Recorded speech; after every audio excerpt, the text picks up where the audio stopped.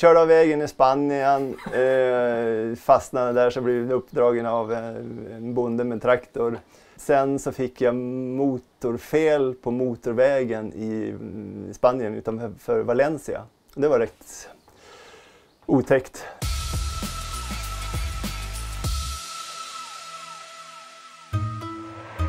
Hallå, hallå!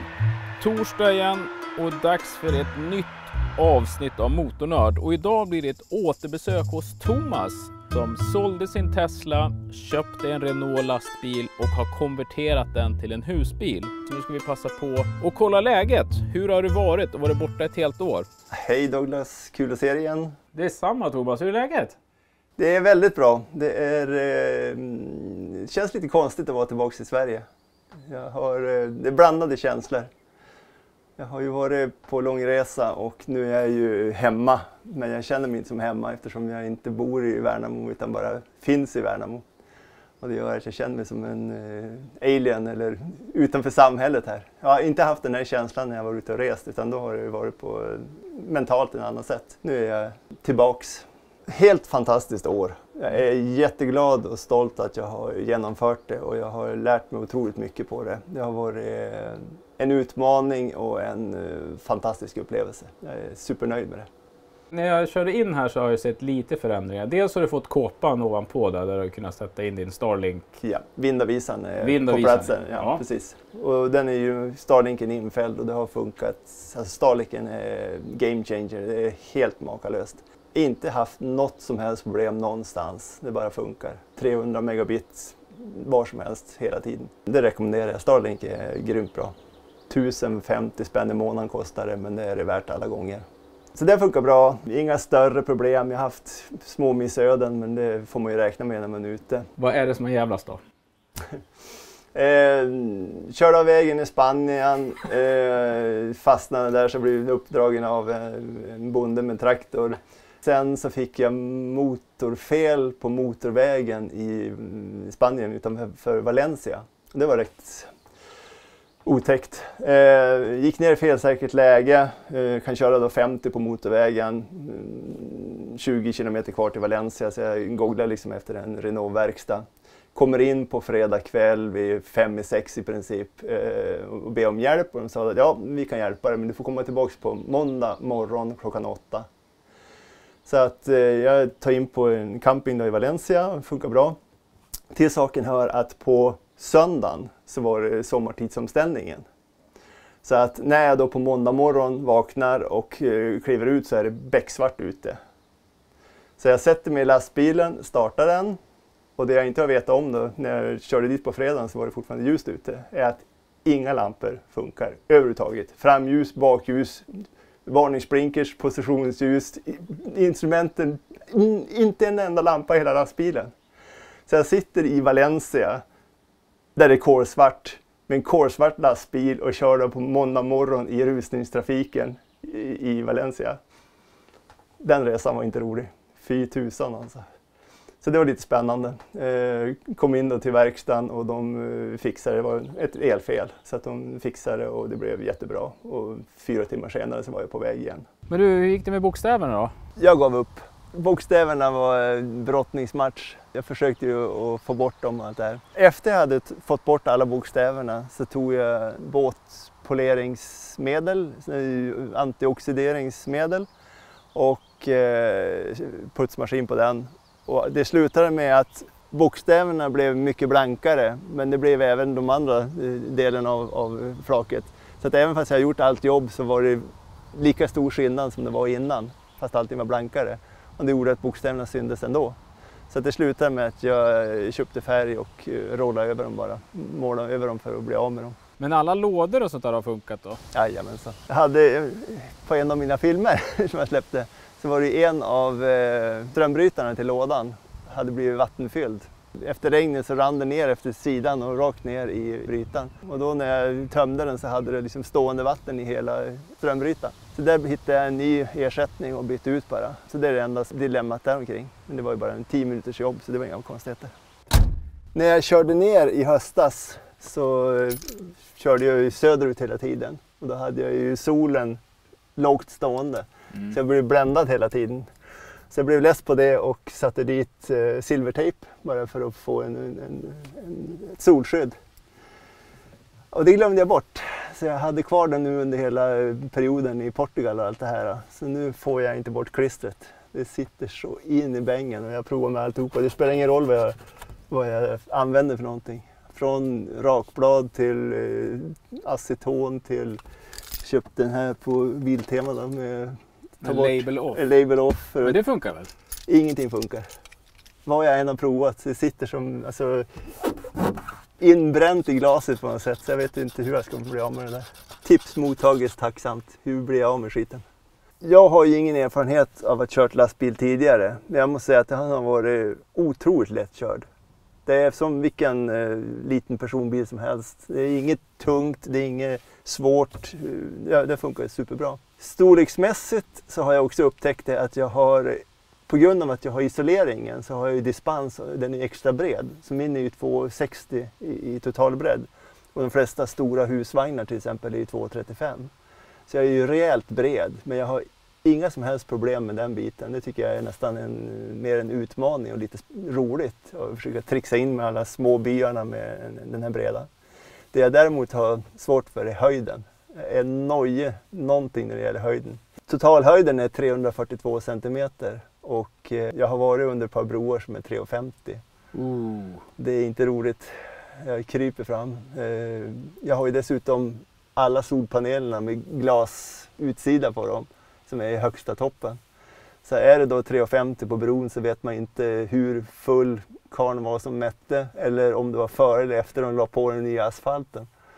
Så att höjderna gillar jag inte. Och det sitter i så mycket så att även när jag kör på motorvägar och du har 5 meter där uppe så sitter jag och duckar för jag väntar på smällen. Så att jag har en fobi mot broar. Motormässigt så är den ju fantastisk. Den är ju rätt stark då. Den är 220 hästar vilket är mer än de flesta i den här storleken. Spanska bergspassen och allt det här. Inte minsta tvekan, inte någon som helst överhettning, inga överhettning av bromsarna. Lastbilsmässigt så har den varit grymt bra. Jag är jättenöjd med den. Och bränsleförbrukning har ju varit klart över förväntan. Jag har ingen som helst erfarenhet av lastbilar tidigare så jag trodde det skulle vara mycket värre. 3-4 liter milen eller någonting. Den är ju spärrad vid 90 men normalt så ligger man ju på 80. Och ligger jag på 90 och maxar så drar den ungefär 1,9. Och det lägsta jag varit ner på när jag kör 80 och kör lugnt så är jag nere på 1,6. Så 1,7 och 1,8 är normal förbrukning på den. Och det tycker jag är bra då med 7,5 ton. Så det har inte varit några problem. Och dieseln har ju varit billig nere i Portugal. 1,40 euro per liter. 14 kronor litern kostar den där nere. Ja du. Så det är annat när vi hade 28 kronor litern här. Yes. Ja. Så att, nej det har bra bränslepriser. Hur många mil har du kört med lastbilen förresten? Jag hade ju en app som jag har använt och den håller jag koll på mig. Så att det har faktiskt bara blivit 1500 mil. I och med att jag har stått still så länge och jag kör en 30 mil och så stannar jag ett par dagar och så 30 mil till och stannar ett par dagar. Så att det är faktiskt mindre än vad jag trodde det skulle vara. Rampen bak, gjorde du någonting åt den? Nej, den har varit samma sak. Man vänjer sig ju. Den lever ju om rätt mycket när man fäller upp den och ner den. Och det brydde jag mig om i ungefär 2 veckor. Och efter det så skiter jag i det fullständigt. För det är så mycket skällande hundar och barn som skriker och så vidare så att jag kan låta jag också. Men det jag har lärt mig under resan här är att jag åkte iväg med intentionen av att vara stealth och vara hemlig. Men det är inte så jag har levt utan jag har väl 25% max som jag har frikampat men 75% av tiden så har jag stått på ställplatser och på campingplatser och bott på bondgårdar och sådana saker. Så att göra lastbilen stealth för att vara hemlig, det var bortkastat. Det är inte så jag har använt den. Utan den motsatta effekten har blivit att har du en stor eller en liten gammal ny husbil och kommer in på en camping så tittar folk liksom att det kommer in en ny. Men när jag kommer så då tittar de storögt för de tror att jag har kört fel. Utan jag är en varuleverans till restaurangen eller någonting. Så att jag väcker mer uppmärksamhet på campingar än de vanliga husbilarna. Och jag tror att utan överdrift så är det väl kanske 200 pers som har varit inne i husbilen och tittat på den.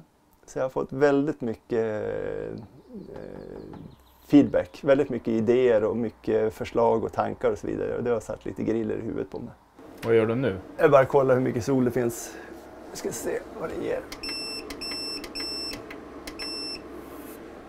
1680 watt inkommande. Sån överkapacitet så att jag har nog fulladdat batteriet innan lunch. Så att det har varit väldigt bra. Solpanelerna och batterierna här har varit kanonnöjda med. Det funkar skitbra.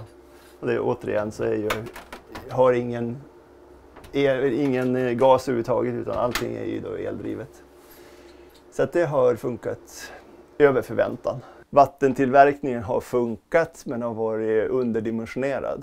Det funkar men det som händer är att jag fördröjer vattenpåfyllningen. Så istället för att fylla vattentanken var 5:e dag så behöver man fylla den en gång var 15:e dag eller någonting. Så att jag har lite för lite kapacitet på den. Men principen funkar så det är inga konstigheter. Och dricker du vattnet fortfarande? Inte längre. Jag gjorde det i början men av ren säkerhet eller någonting. Den har gått liksom flera månader och man vet inte om det finns bakterier och så vidare. Så att jag använder den till koka te och koka pasta och allt det här. Det enda jag dricker köpvatten så att säga, det är rent dricksvatten. Allting annat använder jag till den här då. Och det är samma sak där.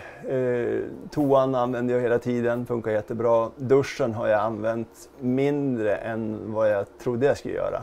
Och det är ju då för att mitt bomönster har ju varit annorlunda. Jag har ju inte frikampat så mycket som jag trodde. Utan när du har toa och dusch och allt sånt där lättillgängligt på campingarna så då blir det ju enkelt att man springer dit bara. Så duschen den var overkill kan man kalla det för. Jag sa vid sista filmen innan jag åkte att den var 90-95% klar och det sista ska jag liksom göra under resans gång. Det blev de här sista listorna som bara ska sättas dit. Det blev aldrig av så att en av grejerna var att jag inte hade målat in i garderoben. Och det är fortfarande omålat. Tanken är bra men ja, det är inte alltid det blir som lätt att man glömmer bort det. Jag har ju en grej som gick sönder väldigt snabbt. Det var nog inte mer än 10, 15, 20 mil innan jag knäckte den första gången. Och det var ju när jag har slide-outen på garderobsmodulen så hade jag ju en låsanordning på den. Men det är så vansinnigt mycket belastning när man kör i svängarna. Så dels har ju fästet högt upp och dels så har du mycket vikt och det här. Så att när lastbilen gungar så slet den loss fästena på en gång. Så det var en enkel men effektiv lösning. Och det är att när jag ska iväg någonstans så trycker jag in den hela vägen in. Så låser jag med den bara. Och det är en sån här tillfällig lösning jag gjorde efter 10-15 mil och den har suttit där sedan dess. Det finns ingenting som är så permanent som en tillfällig lösning.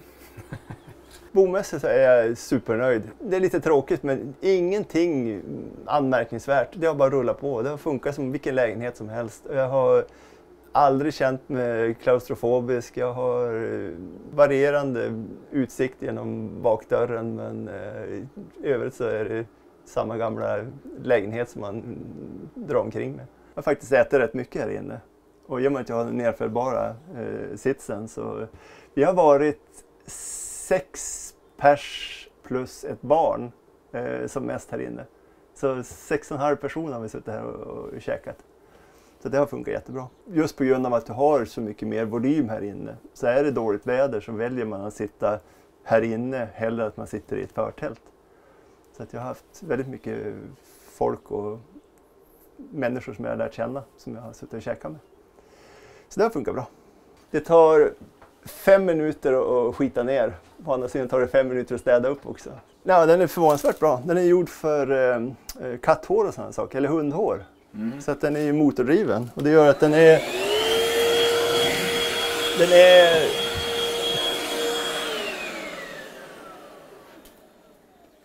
väldigt nöjd med den. Och det är en av anledningarna varför jag har väldigt svårt att se mig själv flytta tillbaka till köpa ett 200 kvadratmeters hus eller en 100 kvadratmeters lägenhet. Det kommer inte att hända.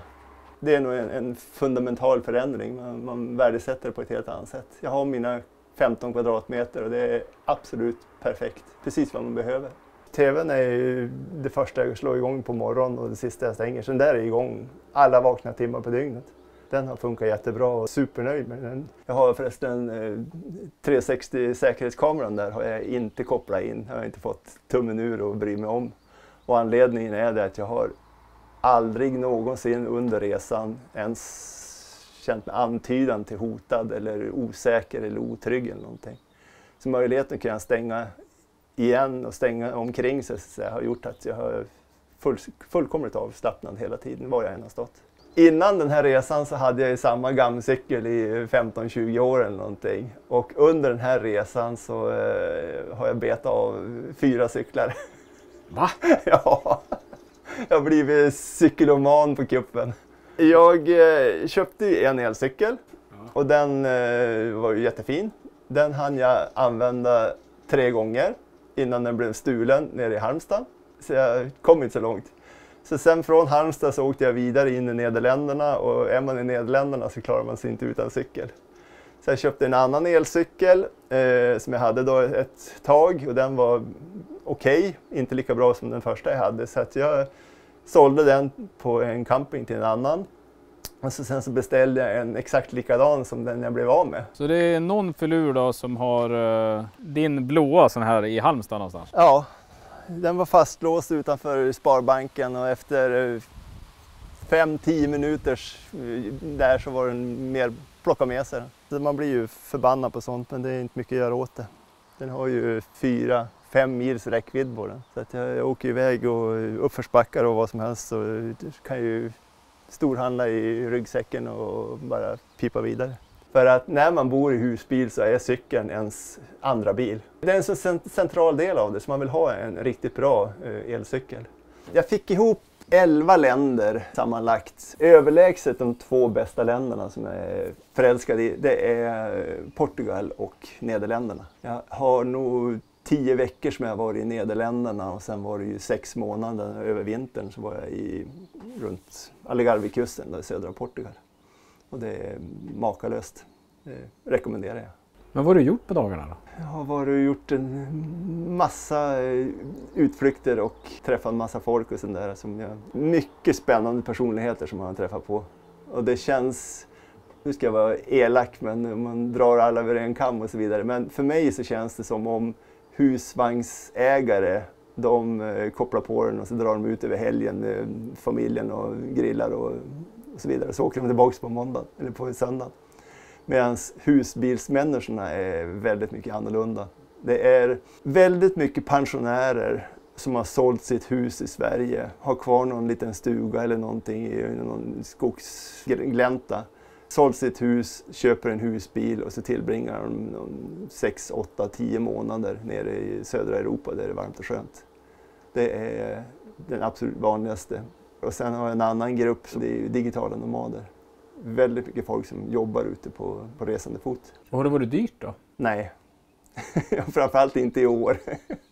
När man hör vänner och bekanta som klagar på elräkningar och matpriser och annat så känner man sig väldigt privilegierad. Jag har bott nu, man långtidsstår, så har jag en campingplats där jag betalade 7 euro per dag för ställplatsen och så sen om man hade el så var det 1,40 euro per dag extra. Det är vad det har kostat.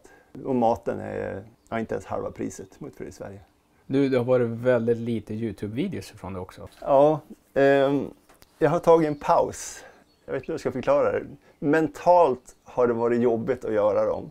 Det var roligt i början med att berätta om lastbilen och berätta om planen och allt det här. Men sen när jag väl är ute på resan så känns det för skrytigt. Jag vet inte hur jag ska beskriva det. Det är jag och kolla på mig och titta på mig. Och det är sällan man lägger ut en video där det är en tisdag eftermiddag när det ösregnar och man håller på att fixa tvätten.